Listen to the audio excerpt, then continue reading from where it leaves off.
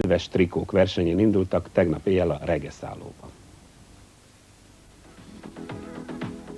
Ez kérem tiszta Amerika. Ringó keblek, forró hangulat és hűtött pezsgő. És ha az egész vetélkedés alatt éreztünk is valami kesernyi és határozottan magyaros szájízt, az egésznek mégis Amerika szaga volt.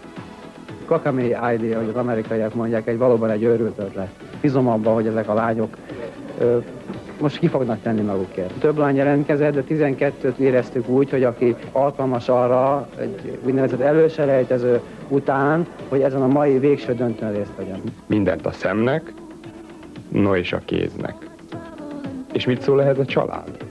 5 éve nem láttam az édesapámat, és szerintem ő semminek van. Édesanyám, ő pedig, hát ő beleegyezik ezekbe a dolgokba. Jó üzlet, gondolhatná a gyanútlan híradónéző. Ám a 19 éves győztes eloszlatja minden kételyét. Ez nekünk nem üzlet, nekünk ez szórakozás.